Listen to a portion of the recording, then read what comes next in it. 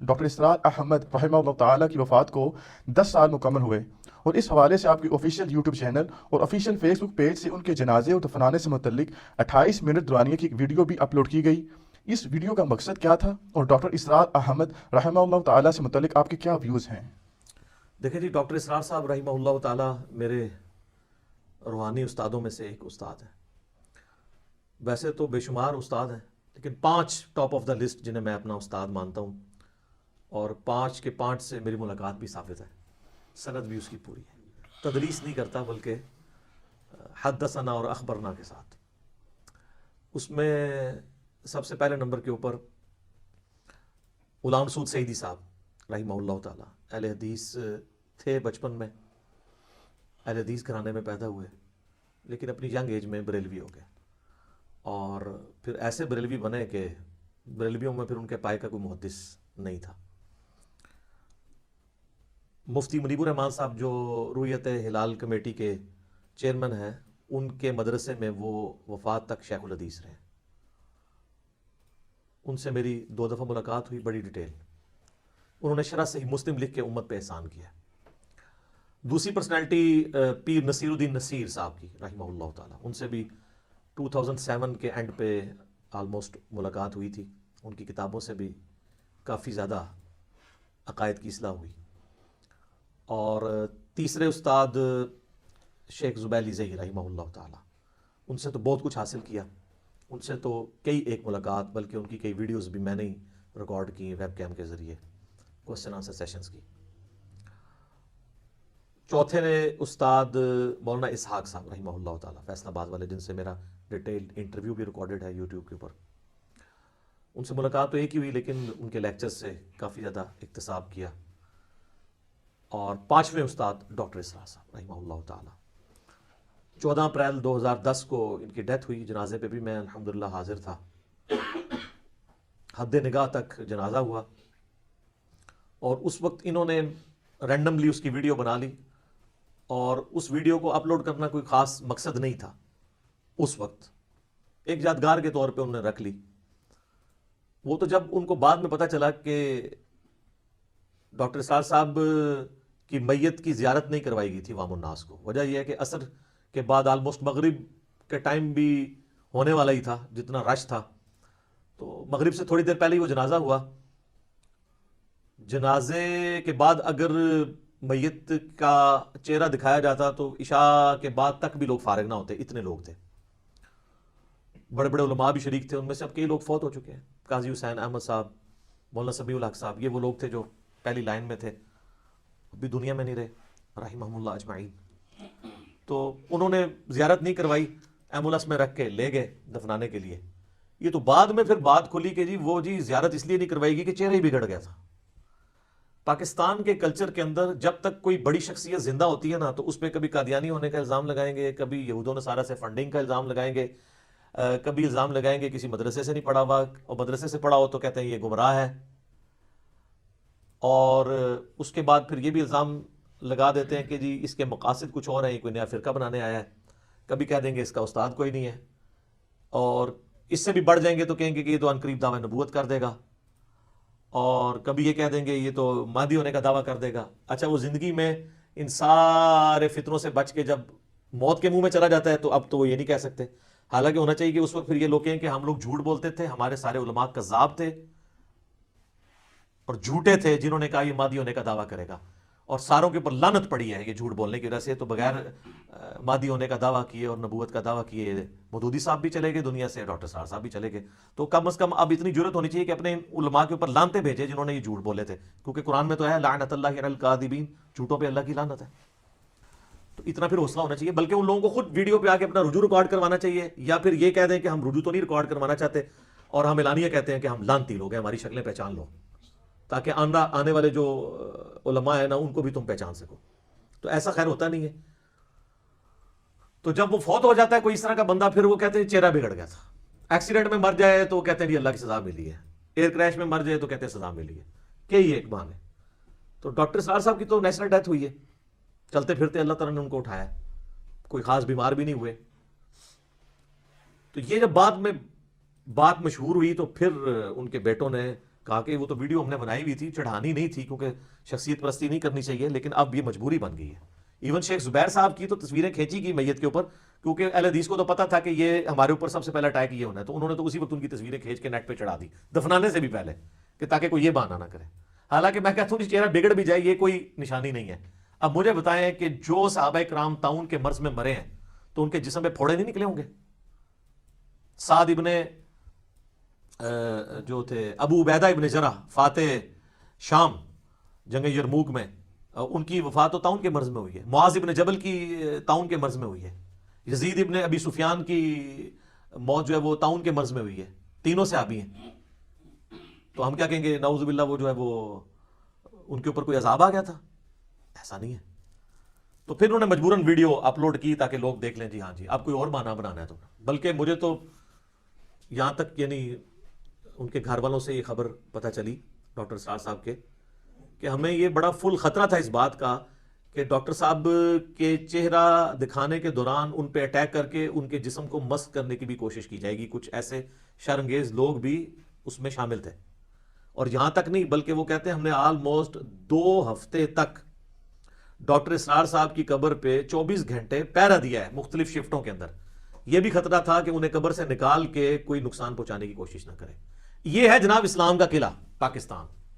میں دعوے سے کہتا ہوں کہ آپ اس طرح کے کسی بندے کو یورپ اور امریکہ میں دفنا دینا تو وہاں پہ کوئی سو کالڈ عاشق رسول اور عاشق صحابہ اور عاشق اہل بیت اور عاشق اولیاء نہیں پیدا ہوگا.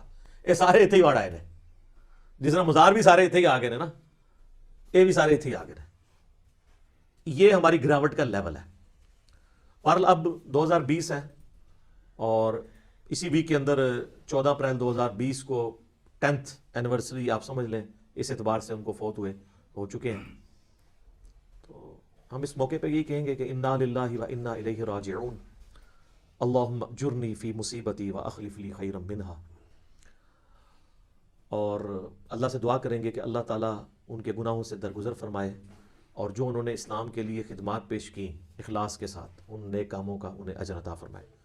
اور صدقہ جاریہ تو ان کا انشاءاللہ ہمیشہ کے لیے ویڈیوز کی فارم میں ہے. پرانے بزرگ مرتے تھے تو ماری جاتے تھے, اب تو نہ کوئی بزرگ مرتا ہے اور نہ کوئی نا بزرگ مرتا ہے, کیونکہ ویڈیوز میں تو زندہ ہی رہتے ہیں اپنی تعلیمات کے اندر. مجھے تو آج بھی ڈاکٹر صاحب کے بارے میں پتہ ہی نہیں لگتا کہ وہ فوت ہوئے ہیں یا زندہ ہیں. ویڈیو میں دیکھ رہے ہوتے ہیں ان کا آئی کانٹیکٹ, ان کا بولنے کا انداز, ان کی آواز کا اتار چڑھاؤ, ان کے ہاتھوں کے اشارے, وہ تو لگتا ہے سامنے بیٹھ کے آپ دیکھ رہے ہیں. تو یہ اس میڈیا کی برکت ہے, اللہ کا شکر ہے. تو ہم ان کے لیے دعا گو ہیں, اللہ تعالیٰ ان کے لیے آسانیاں فرمائے آخرت کی زندگی میں. نبی علیہ السلام کا قیامت والے دن جو ہے وہ ساتھ نصیب فرمائے, حوض کوثر پہ مشروب نصیب فرمائے, آپ علیہ السلام کے مبارک جھنڈے تلے جگہ عطا فرمائے, اور جنت الفردوس میں اپنے محبوب صلی اللہ علیہ وآلہ وسلم کا پڑوس عطا فرمائے. اور یہ تمام دعائیں ہم تمام مسلمانوں کے حق میں قبول و منظور فرمائے, آمین ثم آمین. اچھا, ڈاکٹر اسرار صاحب سے میرا بے قاعدہ تعارف بچپن سے تھا, کیونکہ ہم کٹر بریلوی خاندان میں پیدا ہوئے, اور جسے وہ کہتے ہیں ٹنا ٹن سنی, کہتے ہیں ٹی ٹی سنی اور پی پی سنی. ایک پلپلا سنی ہوتا ہے, ایک ٹنا ٹن سنی ہوتا ہے. خیر اسی تے ٹنا ٹن بھی پلپلے کر دیتے ہیں اللہ دے فضل نال, علمی درائل نال. تو وہ ٹن ٹنا سنی خاندان میں, تو بے قاعدہ تعارف تو ہمیں تھا. ہم سے کوئی پوچھتا بھی تھا نا ڈاکٹر اسرار صاحب کے بارے میں, تو ہم کہتے تھے وہ نعوذ باللہ ایک مودودی تھا اور یہ اسی کا ایک گمراہ شاگرد. نہ ان کی شکل دیکھی ہوئی, نہ ان کی کوئی ویڈیو دیکھی ہوئی, نہ کوئی کتاب پڑھی ہوئی, کچھ نہیں پتا, بس صرف سن سنا کے سننی, یعنی ٹننی, پڑھ پڑھا کے سننی نہیں. باقاعدہ تعارف جو ہوا وہ 2007 میں میرا ہوا, 2007 کے اندر. اور میری زندگی میں ہدایت کا سبب بننے والے لوگوں میں ڈاکٹر اسرار صاحب بھی ٹاپ آف دا لسٹ ان 5 لوگوں میں شامل ہیں جن کا میں نے شروع میں تعارف کروایا. غلام سعود سعیدی صاحب, پیر نصیر الدین نصیر صاحب, شیخ زبیر لیزئی صاحب, مولانا اسحاق صاحب اور ڈاکٹر اسرار صاحب. سارے دیکھ لیں دنیا سے جا چکے ہیں, رحمہم اللہ اجمعین, آمین. تو کرنا یہ ہوا اللہ کا کہ مارچ 2007 کی بات ہے, مجھے آفس کے کام کے سلسلے میں کراچی جانا پڑا, اور کراچی سے بھی آگے بلوچستان ہم نے جانا تھا, لیکن رات کا ہمارا سٹے کراچی میں تھا. ارلی ان دا مارننگ ہم نے نکلنا تھا, کیونکہ بلوچستان میں آپ کو پتہ ہے اس وقت ابھی بھی حالات ہیں لیکن اب کافی بہتر ہو چکے ہیں, کافی حالات خراب تھے. تو وہ فجر کے وقت سے بھی پہلے وہ جو ہے وہ کانوائے کو ٹریول کرواتے تھے. تو آلموسٹ کوئی آپ سمجھ لیں 10-11 بجے ہم لوگ پہنچے اپنے ہاسٹل میں ڈیفنس کراچی کے اندر، مارچ 2007۔ پہلے میں نے ارادہ کیا کہ کمرے میں سو جاؤں، پھر میں نے کہا یار زور کی نماز جماعت سے رہ جائے گی۔ خیر انتظار کیا، جب اذانیں شروع ہوئیں تو میں نے جو وہاں پہ چوکیدار تھا اس سے پوچھا کوئی مسجد ہے قریب۔ اب مجھے کوئی ڈاکٹر سرار صاحب کو نہ میں نے دیکھا ہوا ہے، نہ ڈاکٹر سرار صاحب کا کوئی اس طرح کا باقاعدہ تعارف ہے، بے قاعدہ تعارف تو آپ کو میں نے بتا دیا کیا تھا۔ تو اس نے کہا جی یہاں سے کوئی 15 منٹ کی واک کے اوپر مسجد ہے۔ راستہ اس نے بتایا لیکن پھر بھی پوچھ کے ہی جانا پڑا کہ یہ گلیاں مڑنی پڑی۔ تو الٹیمیٹلی خیر میں مسجد میں پہنچنے میں کامیاب ہو گیا، بہت بڑی مسجد۔ جب پہنچا تو جماعت مکمل ہو چکی تھی۔ اب میری عادت ہے کہ میں جماعت کے بغیر نماز نہیں پڑھتا۔ میں وضو خانے پہ کھڑا ہو گیا، کچھ لوگ وضو کر رہے تھے، میں نے کہا کہ جی ہم جماعت کروا لیتے ہیں۔ انہوں نے کہا جی ٹھیک ہے کروا لیتے ہیں۔ تو جماعت کے ساتھ نماز پڑھی۔ بعد میں سوچنا شروع ہو گیا کہ یہ کسی مولوی نے آگے ڈانٹا نہیں ہے تو لگتا ہے یہ بریلویوں کی مسجد ہے یا اہل حدیث کی ہے، کیونکہ دیوبندیوں نے تو ایک اپنا خود ساختہ فارمولہ بنایا ہوا ہے۔ پھر میں جب مسجد کے اندر گیا تو مسجد بہت بڑی مسجد، یہ وہی مسجد ہے جس کے اندر ڈاکٹر اسرار صاحب نے 1998 میں بیان القرآن ریکارڈ کروایا تھا کراچی ڈیفنس کی، لیکن مجھے نہیں پتا تھا کیڑا بیان القرآن تھے بلکہ کیڑا قرآن۔ پھر میں عرض کیوں نہ کروں کہ مرنے سے پہلے اے مسلمان کر لے اس پہ غور، کتابوں کا خدا اور ہے بابوں کا خدا اور۔ ہم تو بابوں کے خدا کو مانتے تھے، کتابیں، وحی، ریویلڈ نالج، یہ چیزیں کہاں پتہ تھی، بس ایک روایتی دین پہ چل رہے تھے۔ تو میں نے کہا یار یہ یہاں پہ کچھ ایسا لکھا بھی نہیں ہوا جس سے میں سونگ لوں، کیونکہ سونگنے کی تو ہماری بہت زیادہ ہوتی تھی کہ اگر یہ لکھا ہوگا تو یہ فرقے کی مسجد ہوگی، یہ لکھا ہوگا تو یہ ہوگی، کچھ بھی نظر نہیں آ رہا تھا۔ یہ تو مجھے کنفرم ہو گیا کہ یہ ہماری مسجد نہیں ہے، یعنی بریلویوں کی نہیں ہے۔ لیکن میں نے کہا اگر بریلویوں کی نہیں ہے تو یہ جتنے لوگ یہاں نماز پڑھ رہے ہیں یہ بھی سارے حنفی طریقے پہ پڑھ رہے ہیں، تو اگر یہ دیوبندیوں کی مسجد ہے تو دیوبندی تو جماعتیں نہیں دوسری کرانے دیتے۔ میں نے پھر کسی سے ہمت کر کے پوچھا جی کس فرقے کی مسجد ہے؟ انہوں نے کہا جی کسی فرقے کی نہیں ہے مسجد۔ ہم نے تو سوچا بھی تھا کہ فرقہ بھی نہیں ہوتا۔ میں نے کہا یہ کیسے ہو سکتا ہے؟ تو انہوں نے کہا نہیں یہ قرآن اکیڈمی ہے، ادھر کوئی بھی آ کے نماز پڑھ سکتا ہے، کوئی ایسا مسئلہ نہیں ہے۔ خیر میں نے کہا جی کوئی ادھر کوئی لائبریری، کوئی مولوی، کوئی حضرت صاحب چلو ہم ملیں، کیونکہ مجھے بھی جب شام تک ٹائم گزارنا تھا نا، سینگ پھنسانے کا تو ہمیں شروع سے اللہ کے فضل سے شوق تھا۔ تو انہوں نے کہا جی نیچے ایک بنی ہوئی ہے لائبریری ٹائپ، مکتبہ بھی ہے، وہاں آپ چلے جائیں۔ وہاں جب میں نیچے گیا نا تو میں نے دیکھا اچھا آفس بنا ہوا ہے جناب، سی ڈیز رکھی ہوئی ہیں، کتابیں۔ وہ میں نے جب کتاب اٹھائی نا تو ڈاکٹر سرار صاحب کا نام لکھا۔ اوہ میں نے کہا یہ اس مردود کی مسجد ہے یہ، ظاہر ہم تو اس کو مردود ہی سمجھتے تھے، نعوذ باللہ۔ تو میں نے کہا اچھا یہ ہے وہ۔ خیر میں نے کتابیں دیکھنی شروع کی، پھر سی ڈیز بھی دیکھی، ان دنوں سی ڈیز چلتی تھی۔ وہاں میں نے ایک سی ڈی دیکھی قرآن اور اقبال، ڈاکٹر اقبال کے اقبال ڈے پہ یعنی 9 نومبر کے دن ڈاکٹر صاحب نے ایک کوئی 40-50 منٹ کی گفتگو کی تھی، وہ یوٹیوب پہ آپ کو مل جائے گی۔ قرآن اور اقبال لکھیں یوٹیوب پہ، ہم نے بھی اپنے آفیشیل چینل سے اسے اپلوڈ کیا ہوا ہے کئی سال پہلے۔ سر وہ سننے والا لیکچر ہے۔ اچھا مجھے تو نہیں پتا تھا کہ ڈاکٹر اقبال کو ڈاکٹر اسرار صاحب اپنا مرشد مانتے ہیں۔ ڈاکٹر اسرار صاحب ہمیشہ یہ کہتے تھے میرے 2 مرشد ہیں، مولانا مودودی اور ڈاکٹر اقبال۔ ہمیں تو نہیں پتا تھا۔ میں نے جو سی ڈی لی نا تو اس نیت سے لی کہ شاید اس میں ڈاکٹر اقبال کے خلاف کچھ بولا ہوگا۔ تو میں نے کہا میں دیکھتا ہوں یہ اقبال کو کیوں کہہ رہا ہے، کیونکہ اقبال تو ساری جگہ فٹ ہو جاتا ہے، ان کے ہر طرح کے اشعار ہیں، صوفیوں کو بھی فٹ ہو جاتے ہیں، مجاہدین کو بھی فٹ ہو جاتے ہیں، سنی کو بھی فٹ ہو جاتے ہیں، شیعہ کو بھی فٹ ہو جاتے ہیں۔ خیر وہ سی ڈی جب میں نے لگا کے سنی، اس میں ڈاکٹر اسرار صاحب نے ڈاکٹر اقبال کے شعروں کی روشنی میں یہ بتایا کہ مسلمانوں کی پستی کی واحد وجہ قرآن سے دوری ہے۔ جواب شکوہ کا وہ شعر، وہ زمانے میں معزز تھے مسلمان ہو کر اور تم خوار ہوئے تارک قرآن ہو کر، یہ صحیح مسلم میں حدیث ہے سیدنا عمر فاروق رضی اللہ تعالیٰ عنہ وعلیہ السلام سے کہ نبی علیہ السلام نے فرمایا کہ اللہ تعالیٰ اس کتاب کی وجہ سے قوموں کو عروج دے گا اور اس کتاب کی وجہ سے قوموں کو زوال دے گا۔ اسی کی ٹرانسلیشن ڈاکٹر اقبال نے کی ہے، وہ زمانے میں معزز تھے مسلمان ہو کر اور تم خوار ہوئے تارک قرآن ہو کر، یعنی ہمارے اسلاف، صحابہ، تابعین، تبع تابعین، اہل بیت رضی اللہ عنہم اجمعین وعلیہم السلام اجمعین قرآن کو فالو کرنے کی وجہ سے کامیاب ہوئے، اور بعد میں آنے والے لوگ قرآن کو چھوڑ کر گمراہ ہوئے اور ذلیل و خوار ہوئے دنیا میں۔ اس کی وجہ سے میرا یعنی شغف اس طرف زیادہ ہوا کہ میں ڈاکٹر اسرار صاحب کو اور سنوں۔ ان دنوں ہم کیو ٹی وی بھی دیکھا کرتے تھے. کیو ٹی وی بھی آپ کو پتا پیورلی ایک بریلوی چینل ہے, اور اس وقت اس پہ اتنا غلبہ نہیں تھا. ڈاکٹر اسرار صاحب کا بیان القرآن جو اسی ڈیفنس کی مسجد میں 1998 میں ریکارڈ ہوا تھا, یعنی میرے وہاں پہ جانے سے آلموسٹ سمجھ لیں 9 سال پہلے. میں تو 2007 میں گیا. تو وہ بیان القرآن کیو ٹی وی پہ آن پیمنٹ تنظیم اسلامی والے چلاتے تھے. ڈاکٹر ذاکر نائک کے بھی چلتے تھے لیکچرز ان دنوں میں. اس وقت یہ کھل کے سامنے نہیں آئے تھے کہ ایک فرقے کو سپورٹ کر رہے ہیں. پارشلی تو ہمیں تو پتا تھا. تو ڈاکٹر اسرار صاحب کا بیان القرآن ہم نے اس پہ کیو ٹی وی پہ سننا شروع کیا. تو بڑا دل اس طرف مائل ہوا. پھر مجھے کہیں سے اس کی سافٹ کاپی بھی مل گئی, فلیش میں لائے, ہم نے ریگولرلی اس کے سننا شروع کیا. 2007 میں ہی قرآن ترجمے سے پڑھنا شروع کر دیا تھا. کافی زیادہ دماغ جو ہے کھلنا شروع ہو گیا.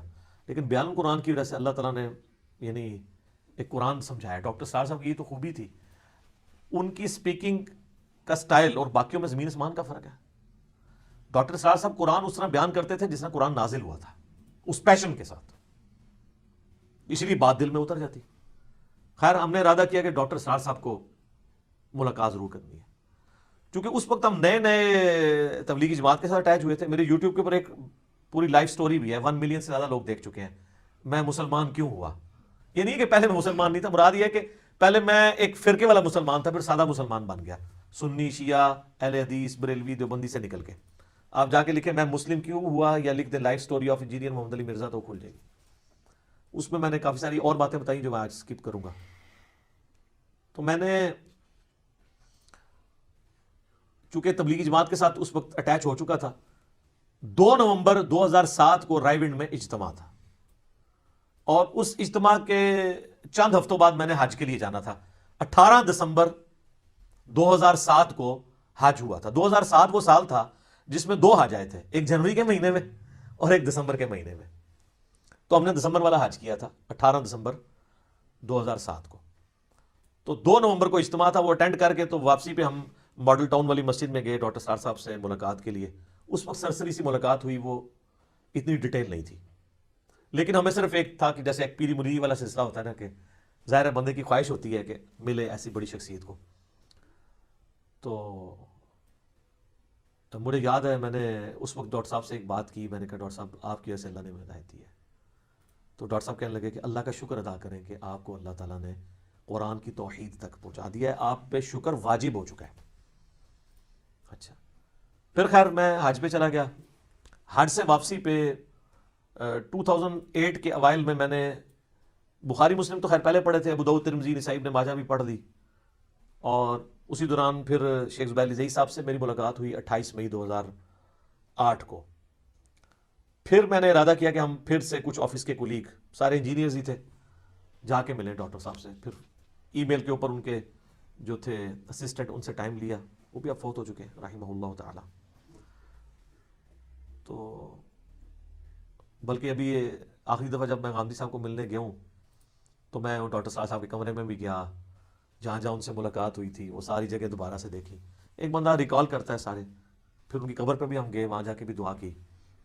قبر بالکل سادہ کچی قبر بنی ہوئی ہے, چھوٹی سی, اس کے اوپر ایک تختی ہے, وہ بھی سادہ سی, کوئی اس طریقے سے نہیں. اس پہ لکھا ہے داعیہ قرآن اسرار احمد, کوئی رحمت اللہ علیہ, کوئی اگے پیچھے, کچھ بھی نہیں.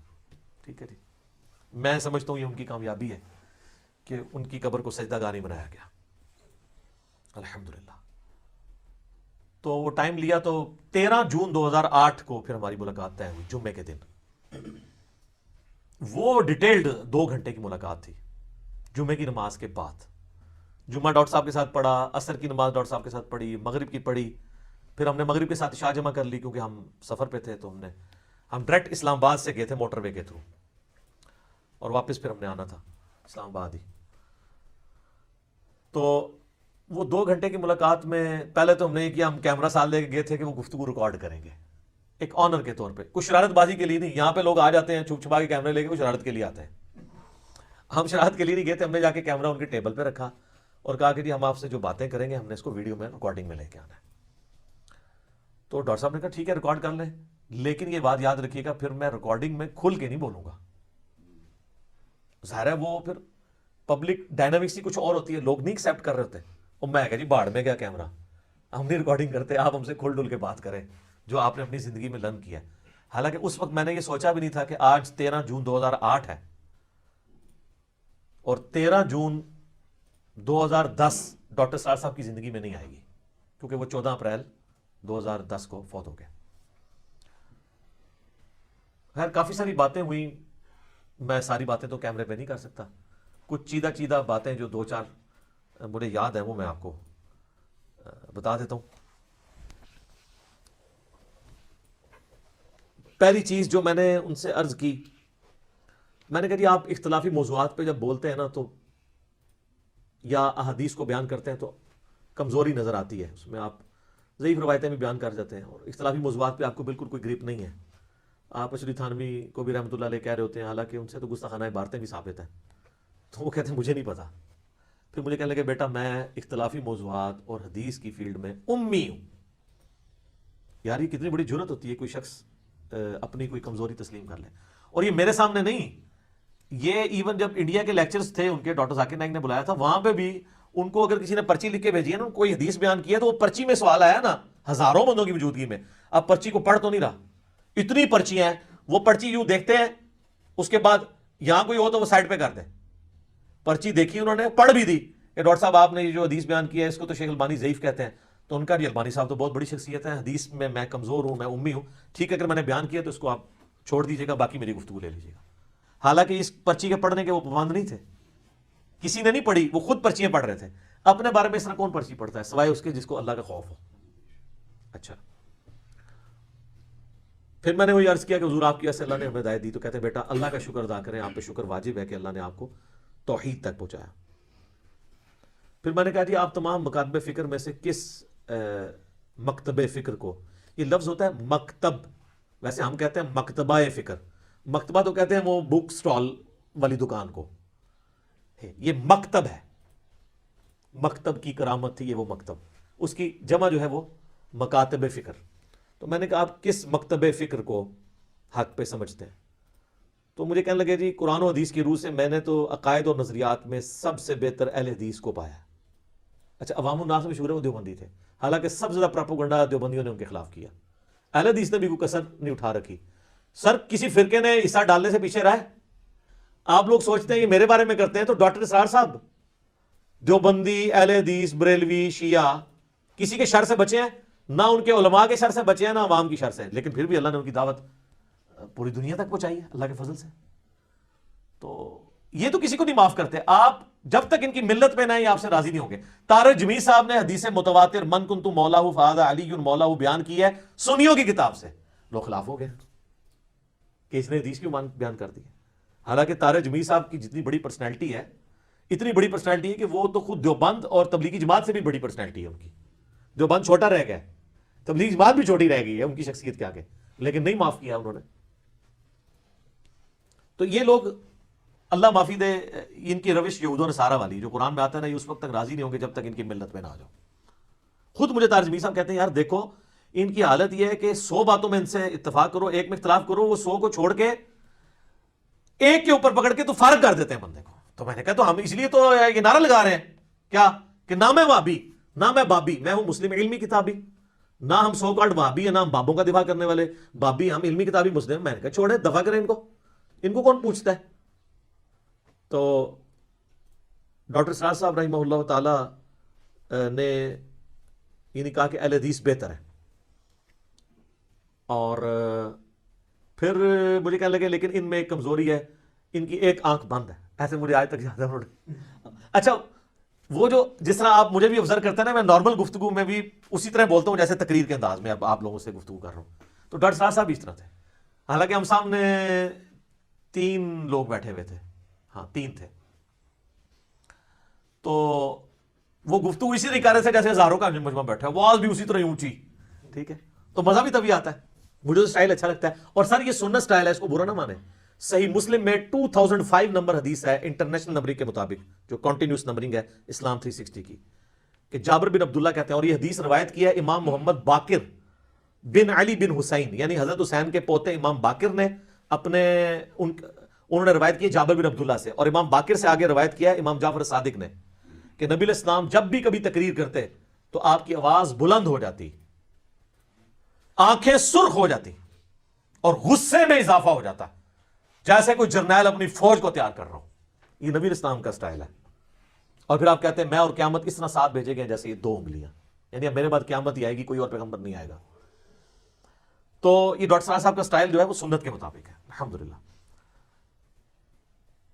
کہتے ہیں ان کی ایک آنکھ بند ہے روحانیت والی, یعنی وہ ظواہر کے اوپر زیادہ توجہ دیتے ہیں کہ رفع الیدین اس طرح کرنا ہے تو ہاتھ یہاں باندھنے ہیں. جو دین کی روح ہے, جو اندر تڑپ ہے دین کے حوالے سے, وہ کمزوری وہ ہمیں نظر آتی ہے. آپ دیکھ لیں گے کہ تبلیغی سرگرمیوں میں ایون بریلوی بھی ان کو پیچھے چھوڑ گیا. جو بندیوں تو پہلے ہی چھوڑا ہوا تھا, بریلوی بھی پیچھے چھوڑ چکے ہیں. کوئی وہ نہیں ہے تبلیغ والا درد کہ لوگوں کو نمازی بنایا یہ ہے. ہاں اپنے اس فرقے کی پروموشن والا سلسلہ ان کا رہتا ہے, وہ بھی خیر اخلاص کے ساتھ ہے, میں اس کے اوپر کوئی تان نہیں کر رہا, لیکن وہ روحانیت والی چیز کمزوری لیک کرتی ہے. تو میں نے کہا جی آپ مقلد ہیں, تو ان کا نہیں میں تو کوئی مقلد نہیں ہوں, کتاب و سنت کو فالو کرنا چاہیے. تو میں نے کہا آپ نماز رفع الیدین سے پڑھتے ہیں؟ کہتے ہیں کبھی رفع الیدین سے پڑھتا ہوں کبھی بغیر. میں نے کہا کیوں؟ کہتے ہیں کہ چونکہ اکثریت یہاں پہ حنفیوں کی ہے تو میں ان کے دل میں ذرا ان کے تلیف قلب کے لیے کہ میرے قریب ہو جائیں تو میں کبھی کبھار رفع الیدین چھوڑ بھی دیتا ہوں. ویسے آپ ان کی مسجد میں چلے جائیں تو آپ کو لگے گا آپ کسی اہل حدیث مسجد میں گئے. اکثریت رفع الیدین والے ملیں گے اور آمین تو اونچی ہوگی, لیکن کوئی کسی کو نہیں دیکھے گا بغیر آمین والا, اونچی آمین والا آہستہ آمین والے کو نہیں دیکھے گا, آہستہ والا اونچی کو نہیں. یہ انہوں نے ایک پاکستان میں یہ 2 ہی ایسی جماعتیں ہیں, ایک جماعت اسلامی اور ایک تنظیم اسلامی, کہ ان کی مسجدوں میں آپ کو یہ تعصب نظر نہیں آئے گا اس حوالے سے. یا پھر اس کے بعد آپ اگر مکتب فکر میں آئیں تو اہل حدیث اور شیعہ کے اندر یہ ٹالرنس ہے. دیوبند بریلوی میں بہت کم ٹالرنس ہے اس حوالے سے.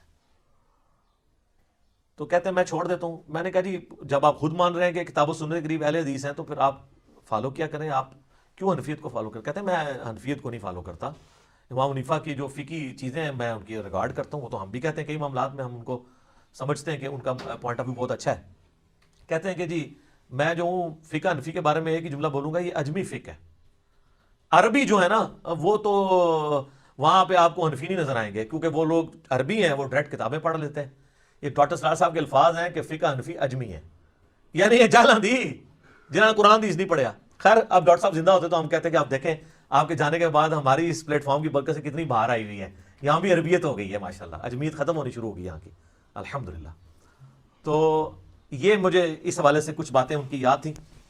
باقی میں نے 3 نمازیں ان کے ساتھ پڑھی ہیں. میرے ساتھ تو انہوں نے نماز رفع الیدین سے ہی پڑھی, کرسی پہ بیٹھ کے, رائٹ کارنر پہ وہ بیٹھا کرتے تھے مسجد کے. تو میں نے ساتھ جمعے کی نماز, اس کے بعد عصر کی بھی, مغرب کی بھی پڑھی. تو تقلید کا تو اب کوئی سوال ہی نہیں رہ گیا. پھر میں نے کہا جی اہل حدیثوں نے آپ کے خلاف کافی زیادہ ایک مواد اکٹھا کیا ہے. جب ہم کہتے ہیں ڈاکٹر سراج صاحب توحید کا کام کر رہے ہیں تو وہ آپ کی توحید کو ماننے کے لیے تیار نہیں. وہ کہتے ہیں وہ تو وحدت الوجود ہی ہے. تو میں نے کہا آپ نے وہ جو منتخب نصاب کے اندر سورۃ الحدید کی تفسیر میں کچھ الفاظ ایسے استعمال کیے ہیں جس میں شائبہ ہوتا ہے. تو انہوں نے کہا جب میں اس کے شروع میں کہہ رہا ہوں کہ میں ہماؤست پینتھیزم, اللہ کے انسان میں حلول کر جانے کے عقیدے کو کفر سمجھتا ہوں, اس کے بعد اگر میں وحدت الوجود کی بات کر رہا ہوں تو پھر میری بات کو اسی پیرائے میں دیکھنا چاہیے. تو لیکن یہ لوگ نہیں ماننے کے لیے تیار ہوتے. کہتے ہیں میرے پاس آئے بھی تھے تو میں ان کے سامنے رکھی ہے. تو میں نے کہا ڈاکٹر صاحب آپ نا وحدت الوجود کا لفظ چھوڑ دیں, کیونکہ یہ نٹوریس ورڈ ہے, صوفیاء کی ہی اس کا کنسیپٹ لیا جاتا ہے اس میں. اگرچہ حلولیہ کو تو علی بن عثمان حجویری نے کشف المحجوب میں گمراہ فرقہ لکھا ہے, صوفی ہو کے بھی انہوں نے لکھا ہے کہ جو صوفیوں کے 2 گمراہ فرقے ہیں اس میں یہ بھی شامل ہے, اور باقی 10 جو صحیح ہیں ان کا بھی انہوں نے لکھا. تو پھر مجھے وہ ہنستے ہوئے کہنے لگے کہ بیٹا یہ ڈاکٹر اسرار کا وحدت الوجود ہے, صوفیاء والا وحدت الوجود نہیں ہے. میں نے کہا ٹھیک ہے وہ تو ہو سکتا ہے, پھر آپ اگر آپ کہہ رہے ہیں اپنے ساتھ منسوخ کر رہے ہیں وہ تو پھر ظاہر ہے کہ اب بندہ ایک تعویل کرتا ہے. اور دوسری طرف یہ اہل حدیث کا حال یہ ہے کہ اس ملاقات کے کئی سال بعد آپ کو ہوتا ہے 2016 کے اندر ڈاکٹر ذاکر نائک پہ انڈیا میں پابندی لگی ان کی کچھ تقریروں کے اوپر, اور وہ تقریر آؤٹ آف کانٹیکسٹ پیش کی گئی. انہوں نے اسلامک بم کی, جہاد کی, یہ چیزیں باتیں کی, اور وہ جہاد سے مراد وہ قتال نہیں لے رہے تھے, وہ سٹرگل لے رہے تھے. ٹھیک ہے, اور پھر اسی سے کچھ لوگ موٹیویٹ ہوئے اسلام کے پوائنٹ آف ویو سے, اور بقول انڈیا کے, میں نے اس کی تحقیق پتا کہ انہوں نے کچھ دہشت گردی کی ایکٹیویٹیز کی ہیں. حالانکہ ڈاکٹر ذاکر نائک تو کنڈیم کرتے تھے, وہ کہتے تھے تم نے یہ الفاظ بولے ہیں کہ ایک جو ہے نا وہ ایک مسلمان کو ٹیررسٹ ہونا چاہیے, لیکن ظلم کے خلاف ٹیررسٹ ہونا چاہیے، شیطان کے خلاف، بددیانتی کے خلاف، چوری کے خلاف. تو وہ اگرچہ لفظ نٹوریس ہے وہ پازیٹیو سینس میں استعمال کر رہے تھے.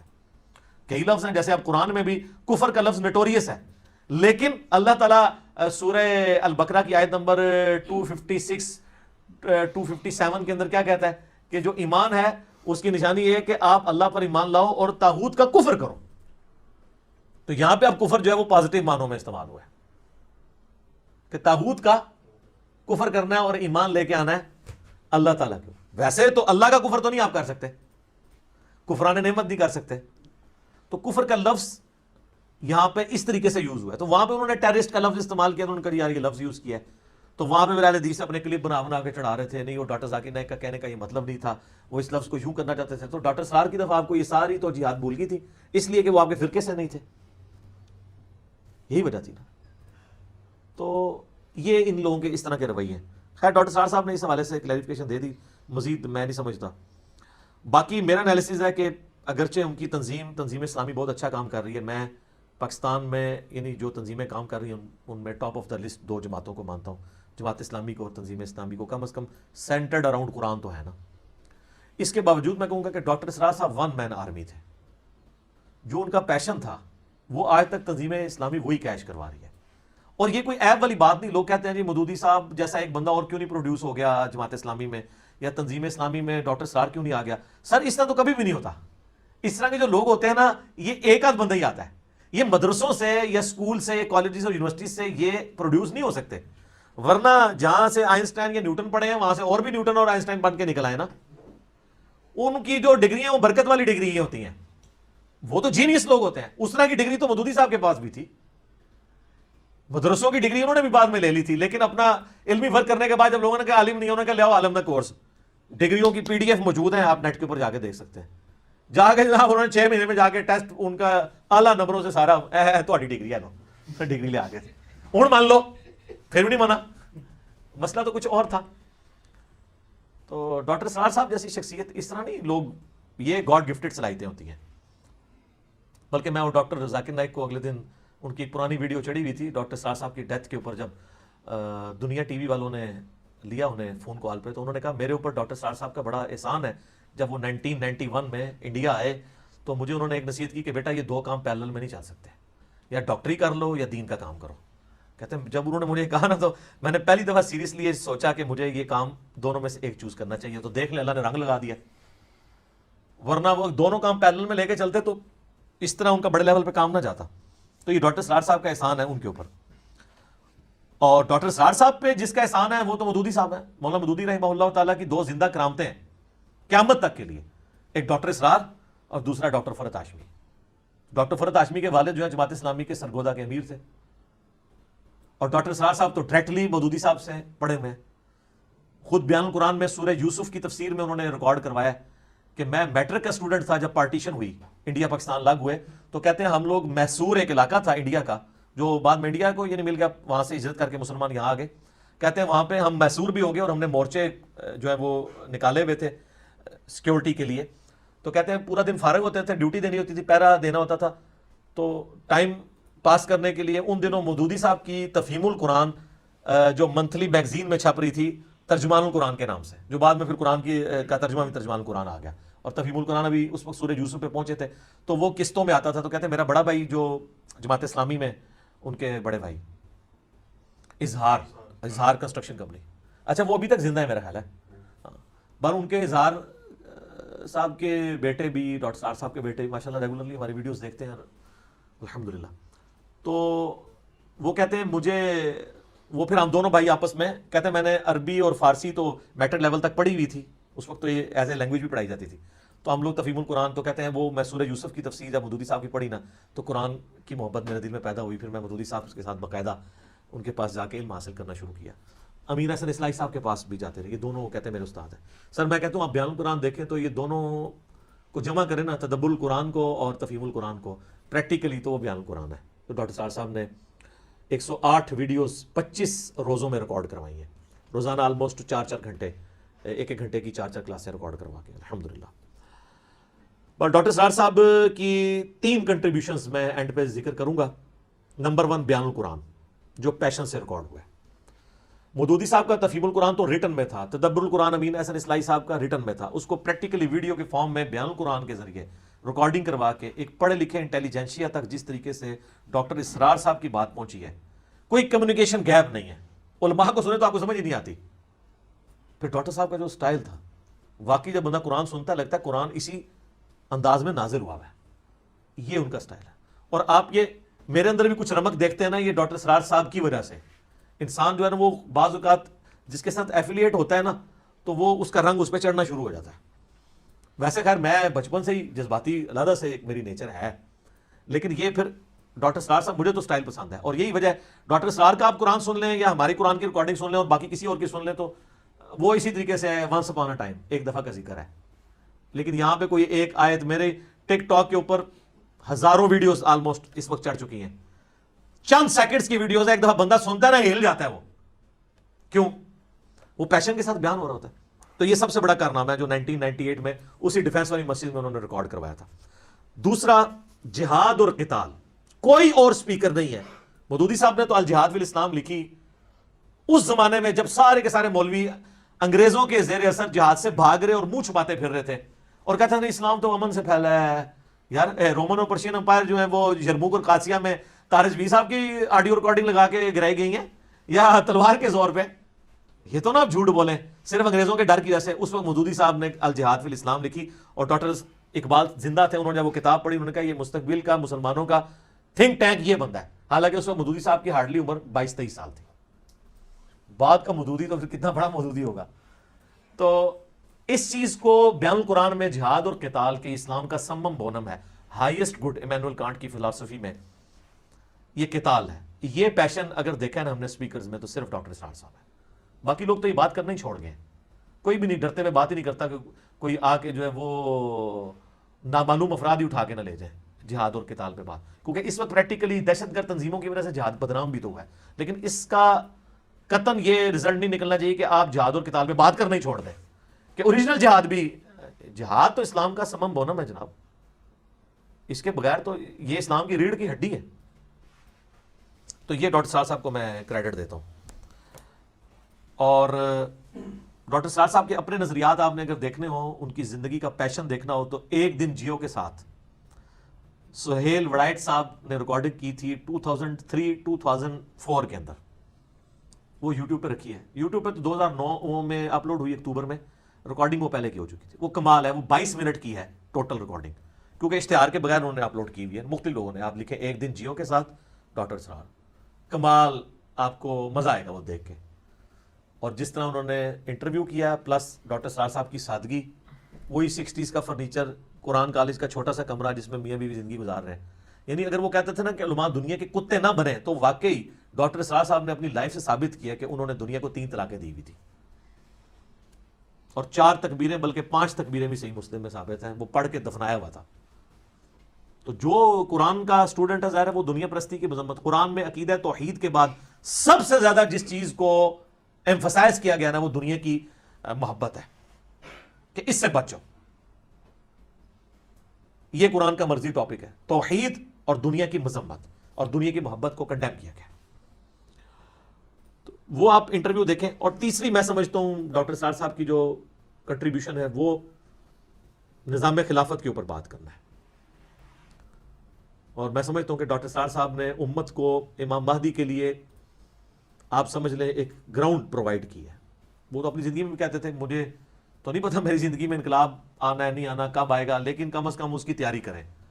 خلافت اعلیٰ منہاج النبوہ کے حوالے سے جو امام محمد مہدی علیہ السلام کے بارے میں اہل سنت اہل تشیع دونوں کے ہاں روایتیں موجود ہیں. اہل سنت کے ہاں سنن ابی داؤد میں, مسند احمد میں, اور بلکہ مشکات میں بھی وہ کمبائنڈ فارم میں حدیثیں مل جائیں گی کہ قیامت سے پہلے میری اولاد میں, فاطمہ کی اولاد میں ایک شخص پیدا ہوگا, میرے نام پہ اس کا نام ہوگا جو پوری دنیا کو انصاف سے بھر دے گا.